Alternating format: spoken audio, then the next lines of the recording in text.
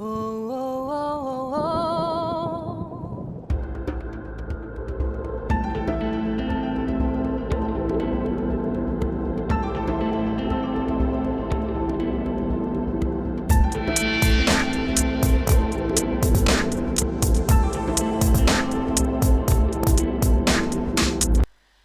Bonjour et bienvenue dans ces études concernant l'évangile de Matthieu. Nous en sommes à la 37e étude de cet évangile, 37e étude qui va s'intéresser aux versets 5 à 8 du chapitre 6 de l'évangile de Matthieu. Que l'on se souvienne, le chapitre 6 de l'évangile de Matthieu est le chapitre de la prière modèle du Notre Père.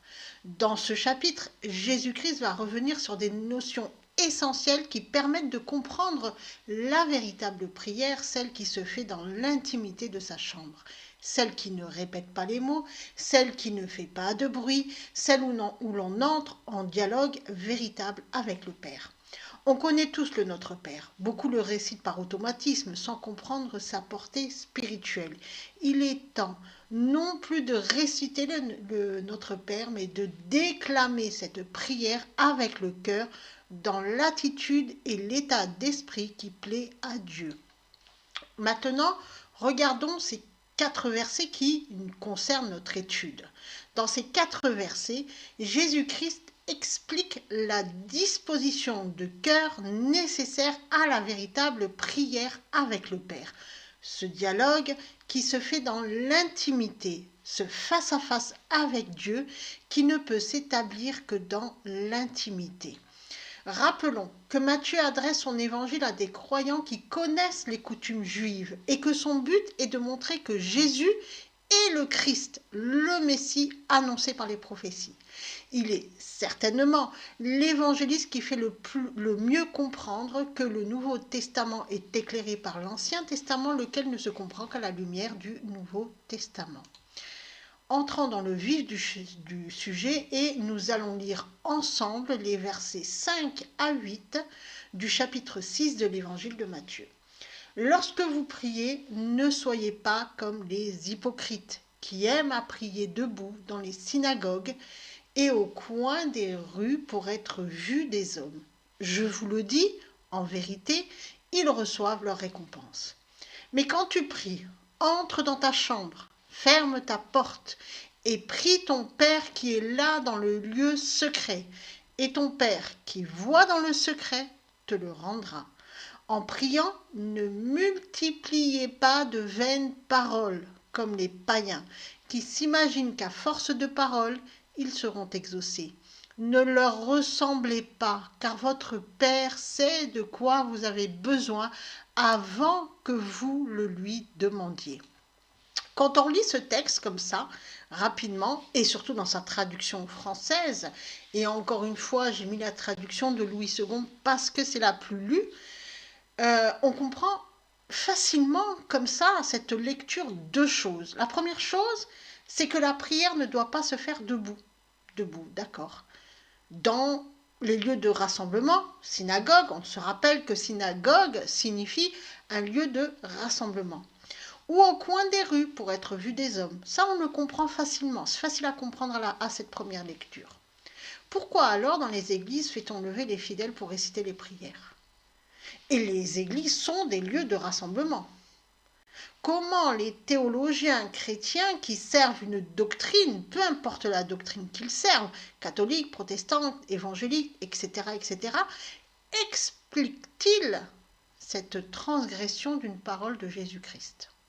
Oh, je sais qu'ils l'expliquent, par des moyens détournés, ils vont tourner la chose, ils vont dire que un tel Thomas d'Aquin a dit ça, l'autre il a dit ça, l'autre il a dit ça, et ce pape a dit ça, et ils vont l'expliquer. Mais pas avec la parole de Dieu. La seconde chose porte sur les prières récitées, les prières qui multiplient les mots. Ce que Jésus-Christ nous dit est pourtant très simple, il ne faut pas répéter les mots.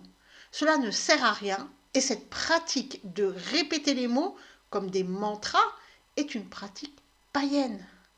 Donc la question est, pourquoi les chrétiens récitent-ils des litanies ? Pourquoi la pratique du chapelet qui fait répéter les prières est-elle autant mise en avant chez les catholiques? Comment, encore une fois, expliquer cette transgression à cette parole pourtant très simple de Jésus-Christ? On n'aura pas la réponse à ces deux questions, car les théologies doctrinales, et peu importe qu'elles soient catholiques, protestantes, etc., etc., utilisent tellement de chemins détournés, ils vont vous dire qu'un tel a dit ça, donc c'est parce que c'est comme ça, le docteur de l'église a dit ça, donc c'est comme ça, etc., etc. En fait, ils utilisent tellement de chemins détournés pour expliquer l'inexplicable qu'on s'y perd.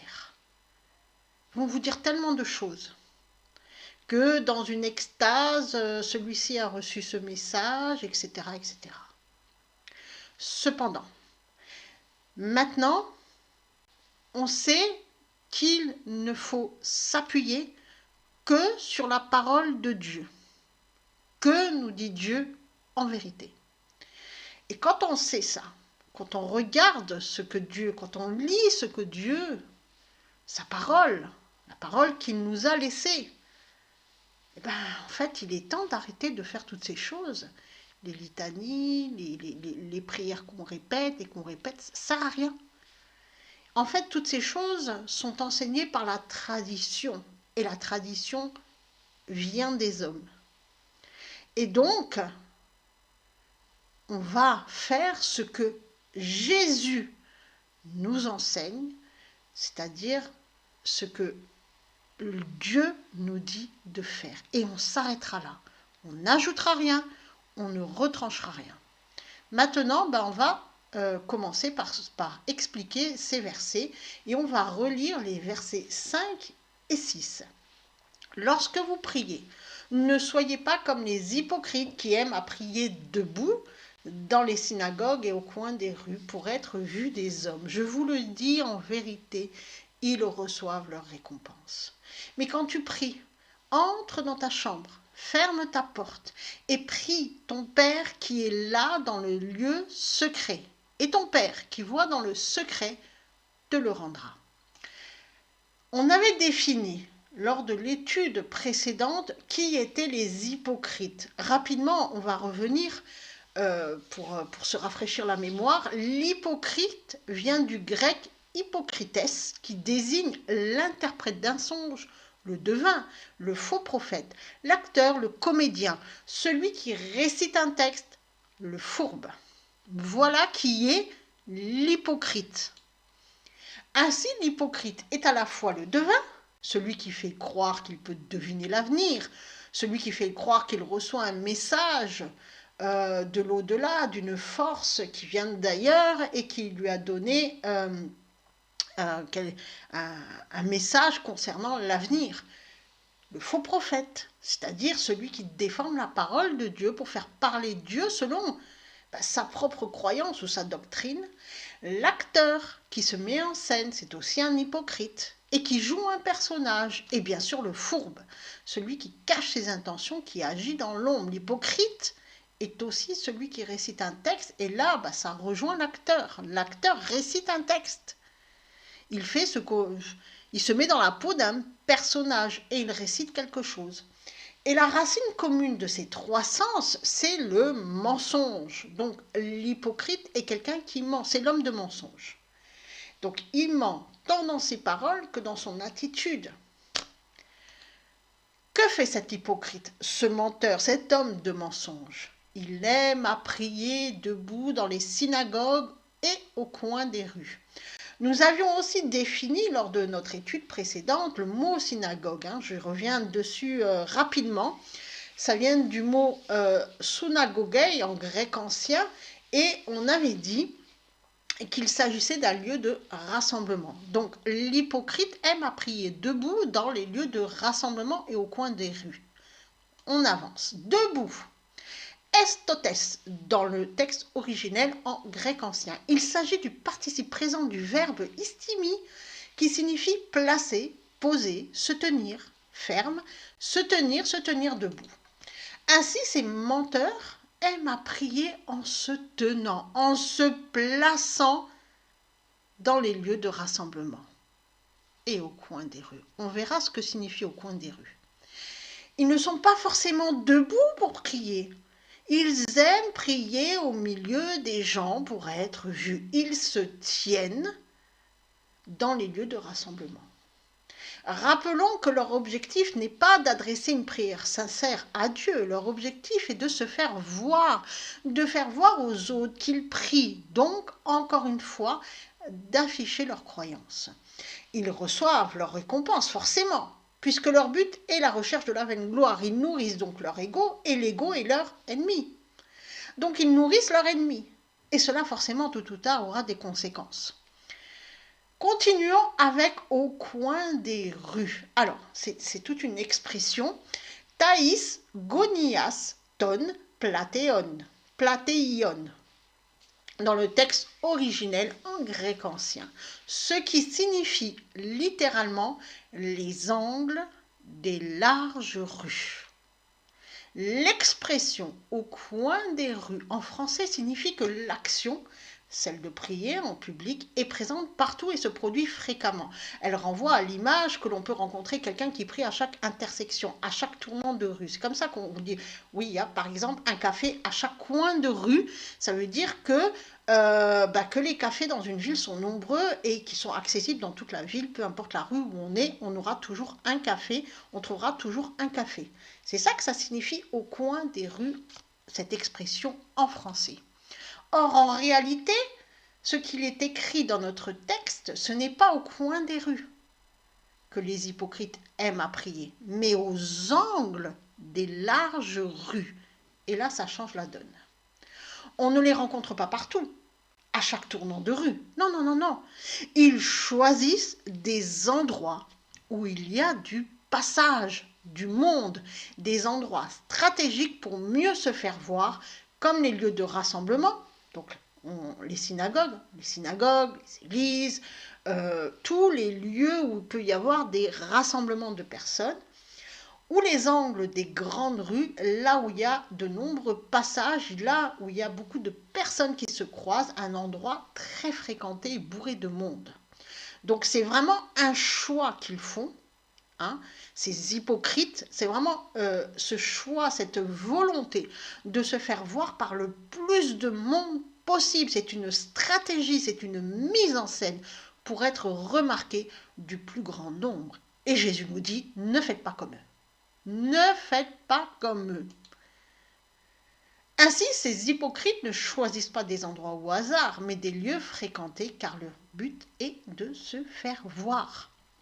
La chambre, ta-me-ion, dans le texte originel en grec ancien. Ce mot est un nom neutre et il désigne trois choses.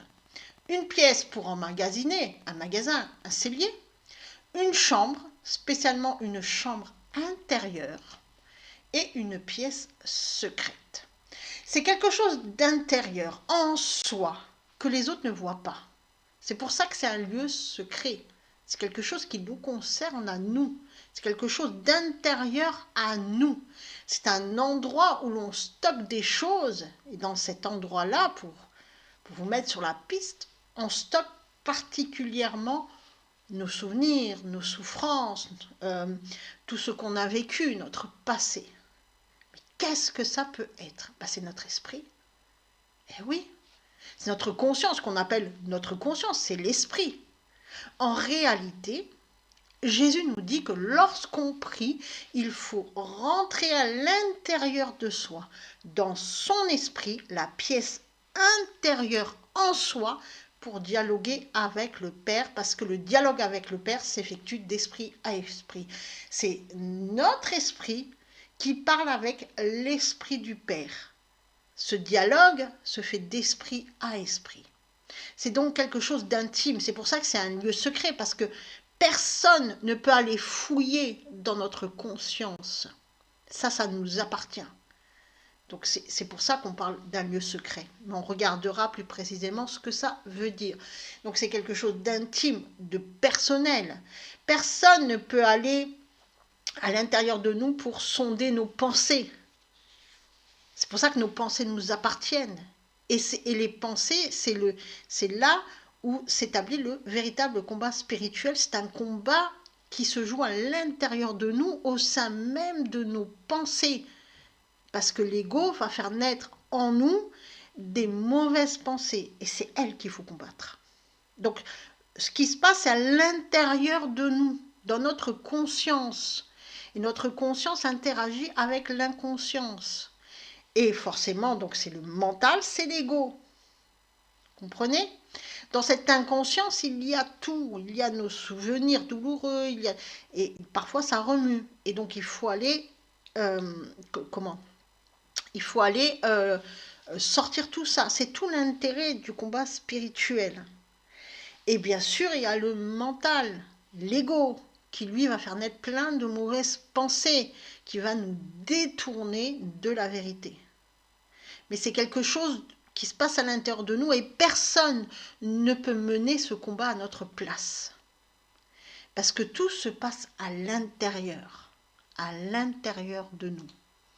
Le lieu de la prière, là où on est physiquement, qu'on soit chez nous, dans notre maison, dans notre chambre, qu'on soit ailleurs, qu'on soit en pleine nature, dans une forêt, peu importe, le lieu où on est physiquement, où on se trouve physiquement n'est pas important.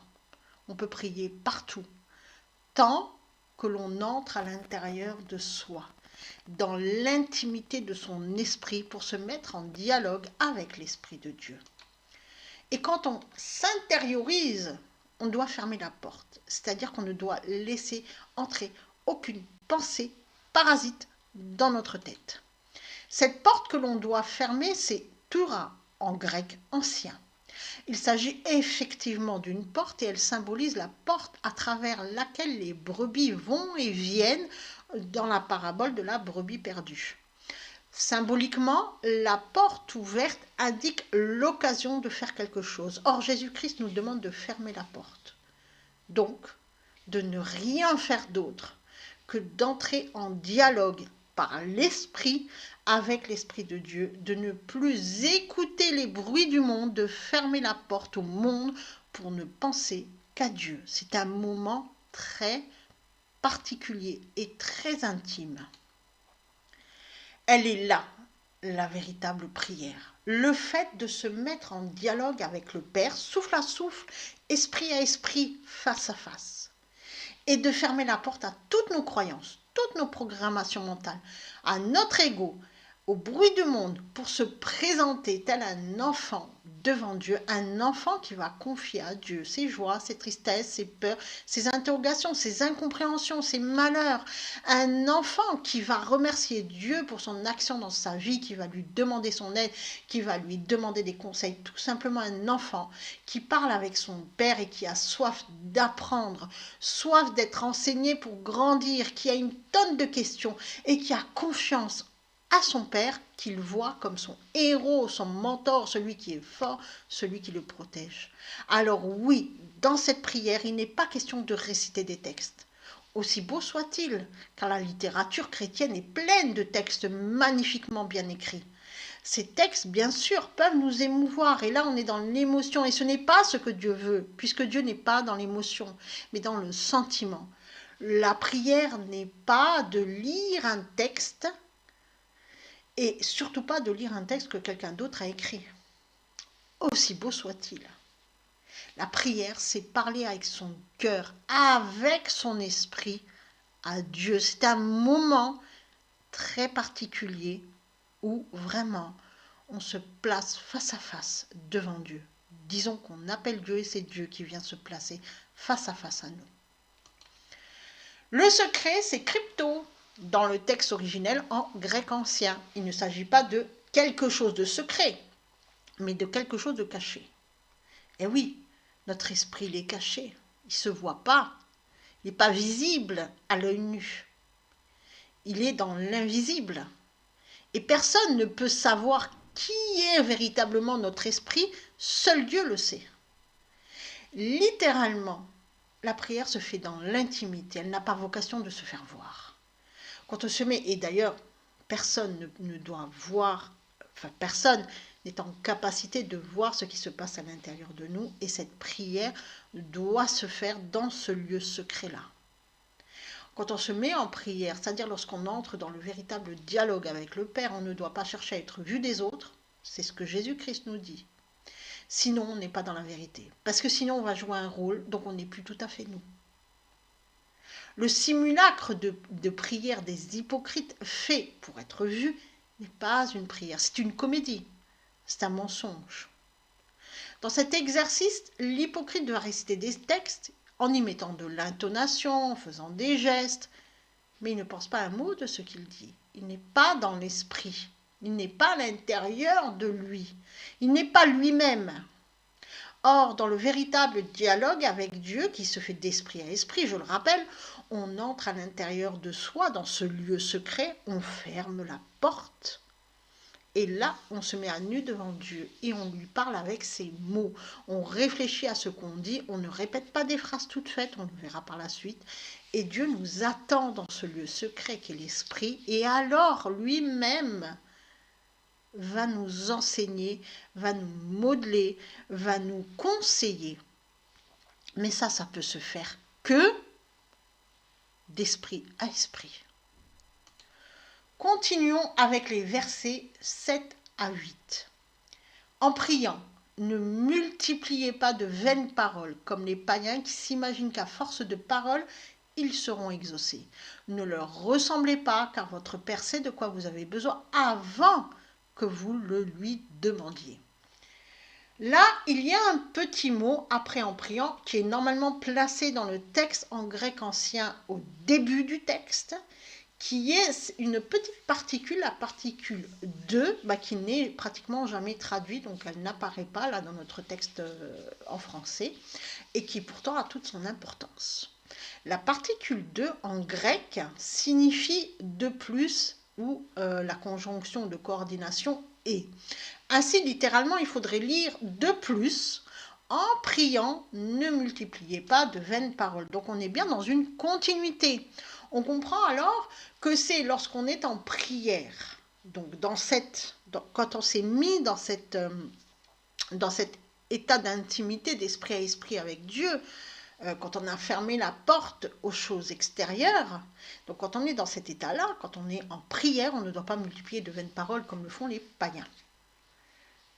Donc, chaque fois que l'on multiplie les paroles, chaque fois que, par exemple, on fait une litanie, ou qu'on égrène un rosaire, ou même qu'on récite des mantras, ainsi que des prières, les textes que l'on récite plusieurs fois par jour, on n'est pas dans la véritable prière et on ne se comporte pas, on se comporte à ce moment-là, quand on fait ça, comme un païen. Multiplier, batalogéset, dans le texte originel en grec ancien. C'est un apax, donc il n'apparaît qu'une seule fois dans ce verset-là. Donc il faut être très très prudent avec ce mot. On sait qu'il s'agit de la conjugaison du verbe batolégeo au subjonctif aoriste, conjugaison qui est utilisée lorsque le sujet est à la deuxième personne, ce qui est le cas pour notre texte, pour exprimer la défense. Et donc, il y a l'idée de ne pas faire quelque chose. Il est défendu de faire quelque chose. Ainsi, il est défendu de multiplier les vaines paroles. Ce verbe batologéo contient le mot logo, c'est-à-dire la parole. Ce verbe exprime l'idée d'un bégaiement, d'une répétition de la parole, répéter sans cesse les mêmes choses, babiller, jaser, dire toujours la même chose, bavarder.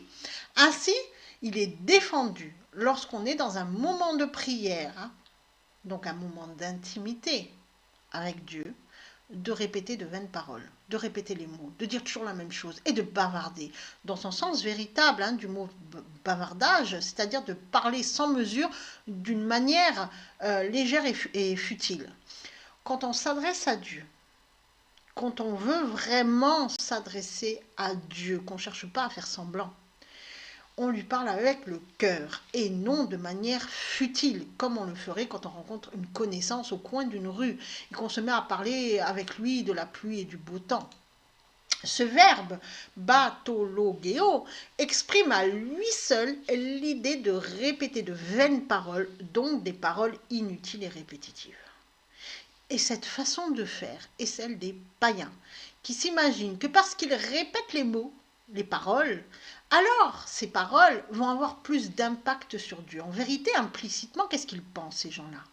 Ils pensent pouvoir forcer Dieu à agir parce qu'ils répètent les mots, parce qu'ils pensent qu'avec leurs paroles, ils vont créer comme une vibration, un champ de force, un son qui va forcer Dieu à agir. Et, ou alors que cette vibration qu'ils vont eux-mêmes mettre en place va avoir un impact sur tout ce qui les entoure. Donc en fait, ils pensent changer les choses par la parole, par la répétition de ces mots. Finalement, c'est quoi? C'est de l'orgueil. C'est de l'orgueil, tout simplement. Et il y a effectivement des gens qui pensent que parce qu'ils répètent des sons, on en trouve partout, dans toutes les religions, d'accord? Et beaucoup aussi dans le New Age, qui est une religion. Hein. On en trouve partout de ces gens-là qui pensent que parce qu'ils répètent des sons, des mots, des paroles, ils vont créer, ce que j'ai dit tout à l'heure, une espèce de champ vibratoire capable de les élever vers Dieu. Et donc, ils pensent qu'à force de répéter les mots, ils vont se hisser à la hauteur de Dieu. Et ainsi, en faisant cela, ils pensent qu'ils peuvent changer le cours des choses, le cours de l'histoire, se guérir, ou même neutraliser une personne à distance, enfin bref, ils pensent plein de choses, ou obtenir un certain pouvoir, atteindre un état intérieur de paix, que sais-je encore, plein de choses. Et encore une fois, qu'est-ce que c'est ça? Il s'agit ni plus ni moins que de l'orgueil. Et c'est aussi une vaste comédie, mais finalement, ils se moquent aussi beaucoup de Dieu en faisant ça.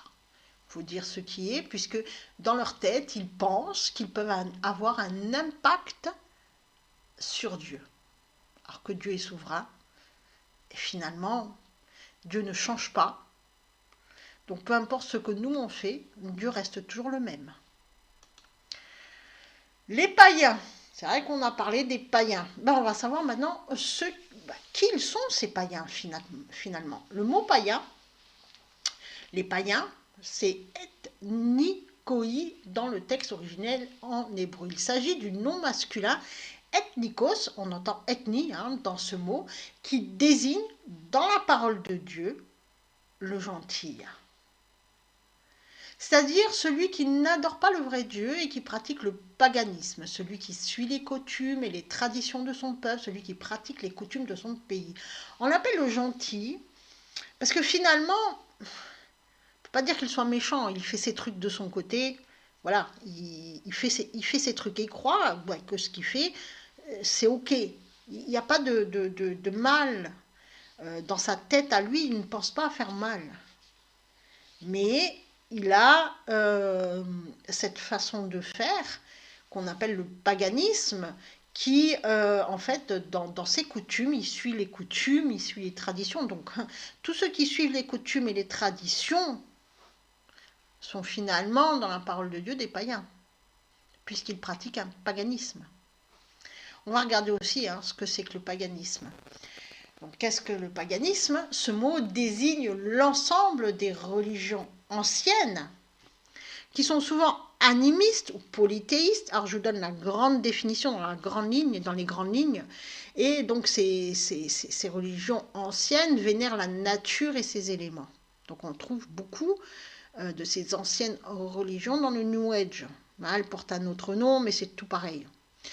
Rien de nouveau sous le soleil. Le paganisme est caractérisé par le fait d'adorer ou de croire en plusieurs divinités. D'accord? D'adorer ou de croire. Si l'on regarde l'époque dans laquelle, avec Jésus, le peuple hébreu était entouré de peuples païens qui vénéraient plusieurs dieux, on a déjà les Romains, mais pas que, puisqu'il y avait aussi les Grecs. Et eux, finalement, ils pratiquaient quoi? Le paganisme. Ces gens-là avaient pour habitude de répéter les mots lors des cultes aux divinités. Alors il y avait plein d'adorateurs, il y avait les adorateurs de Baal, il y avait les adorateurs, il y avait les Romains qui adoraient plein de divinités, les Grecs, tout pareil. Et bien sûr, les Hébreux avaient tendance à les imiter dans leur propre culte. Aujourd'hui, rien de nouveau sous le soleil. Rien de nouveau sous le soleil, puisqu'au sein même du christianisme, on pratique les traditions païennes, parfois grecques, parfois romaines, de ces temps-là. On parle alors d'un néopaganisme, puisqu'on a adopté ce qui était ancien. Il y a des traditions, par exemple, la tradition de la chandeleur, chez les catholiques, est quelque chose qui vient de la religion romaine de l'époque, de la tradition romaine de l'époque. Donc il y a plein de choses comme ça, donc c'est pour ça qu'on parle d'un néopaganisme, puisqu'on a adapté ce qui était ancien, ce qui se faisait déjà jadis. Comme je vous l'ai dit, il n'y a rien de nouveau sous le soleil pour l'incorporer au culte religieux chrétien. D'ailleurs, quand on lit la Bible, en fait, on voit toutes ces choses qui se sont déjà passées. C'est comme si Dieu, quelque part, nous prévient de ce qu'il y a déjà eu et nous dit, mais ne faites pas la même chose. Regardez ce qu'ils ont fait, ne faites pas la même chose. Non, nous on répète quand même les choses. Voilà, on est toujours dans la tradition, et c'est de pire en pire, parce que finalement, la plupart des croyants sont cloîtrés dans la tradition, les coutumes sont dans la doctrine. Et ils suivent qui? Puisque ce n'est pas la parole de Dieu, là. Ils ne suivent pas la parole de Dieu. Ils suivent la tradition, la coutume, la doctrine. Donc ils suivent quelque chose qui a été fait par un humain, par un homme. Mais à aucun moment ils suivent réellement la parole de Dieu. Ça s'est déjà passé dans le temps, ça se repasse encore aujourd'hui. Quand Jésus est arrivé, c'est pour ça que ça n'a pas plu aux religieux de son époque, et forcément ça ne plaît pas encore moins aux religieux de notre époque. Puisque ce qu'il dit, Jésus-Christ va au contraire de leur doctrine. Jésus est la vérité, leur doctrine le mensonge. Ça ne va pas ensemble, ça ne peut pas. Je parle de cette tendance au néopaganisme, une tendance qui est mondiale, et qui consiste à prendre ce qui se faisait au sein des cultes anciens paganismes pour les mettre au goût du jour dans cet article néopaganisme mondial que je vous invite à lire. Ainsi, Jésus-Christ nous demande de ne pas imiter ces gens-là qui pratiquent le paganisme, qui pensent que parce qu'ils répètent les mots comme des mantras, alors Dieu va les entendre et les exaucer. Ces répétitions de mots que beaucoup considèrent comme des prières sont inutiles et mortes, sont des lettres mortes, ce sont des paroles mortes. Et ce sont quoi? C'est du bavardage. Et là, cela nous renvoie à une autre parole de Jésus-Christ en Matthieu, qu'on peut lire en Matthieu chapitre 12, les versets 36 et 37. Je vous le dis, au jour du jugement, les hommes rendront compte de toute parole vaine qu'ils auront proférée. Car par tes paroles tu seras justifié, et par tes paroles tu seras condamné. Comprenne qui voudra, comprenne qui pourra. Donc Jésus-Christ nous dit qu'il ne faut pas leur ressembler. C'est-à-dire il ne faut pas faire comme eux, il ne faut pas les imiter. Donc on ne doit pas plutôt ni chercher à se faire voir quand on est dans un moment de prière, car ces moments doivent se faire dans l'intimité, c'est-à-dire à l'intérieur de nous, et on ne doit pas non plus répéter les mots. Pourquoi? Parce que notre Père sait de quoi nous avons besoin. Il nous a créés, donc il sait qu'on doit manger, qu'on doit se vêtir, qu'on a besoin d'argent pour acheter de la nourriture, pour se loger. Il sait aussi qu'on a peur. parce que il sait qu'on vit dans le monde avec les contraintes du monde, entouré des mensonges du monde. Donc il connaît tout de nous, il connaît parfaitement notre esprit, il sait qui nous sommes, il sait ce qu'on a vécu, il sait nos douleurs, il sait nos faiblesses, il connaît nos capacités puisque c'est lui qui nous les a données. Et il se tient dans notre esprit. Et donc, qu'est-ce qu'il veut? Il veut qu'on parle avec lui, qu'on lui confie tout avec le cœur, car il n'y a que dans la vérité que Dieu agit. Et il veut nous rencontrer d'esprit à esprit. Et il veut surtout qu'on parle avec lui. Qu'on parle avec lui et qu'on lui confie tout. Parce qu'il n'y a que là que finalement il peut nous répondre et à ce moment-là, faire changer notre état d'esprit. Et cela nous renvoie forcément à cet autre discours de Jésus-Christ que l'on peut lire en Matthieu 6, on le verra plus tard dans notre étude, les versets 24 à 34. On va le lire ensemble. Nul ne peut servir de maître, car ou il haïra l'un et aimera l'autre, ou il s'attachera à l'un et méprisera l'autre. Vous ne pouvez servir Dieu et Mammon. C'est pourquoi je vous dis, ne vous inquiétez pas pour votre vie de ce que vous mangerez, ni pour votre corps de quoi vous serez vêtus. La vie n'est-elle pas plus que la nourriture et le corps plus que le vêtement? Regardez les oiseaux du ciel. Ils ne sèment ni ne moissonnent et ils n'amassent rien dans des greniers. Et votre Père céleste les nourrit. Ne valez-vous pas beaucoup plus qu'eux? Qui de vous, par ses inquiétudes, peut ajouter une coudée à la durée de sa vie? Et pourquoi vous inquiétez au sujet du vêtement? Considérez comment croissent les lys des champs. Ils ne travaillent ni ne filent. Cependant, je vous dis que Salomon même, dans toute sa gloire, n'a pas été vêtu comme l'un d'eux.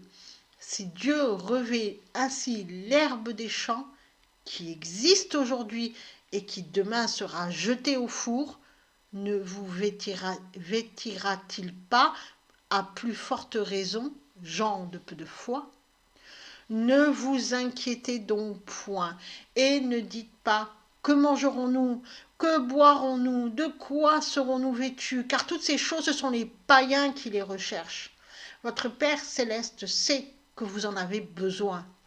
Cherchez premièrement le royaume et la justice de Dieu, et toutes ces choses vous seront données par-dessus.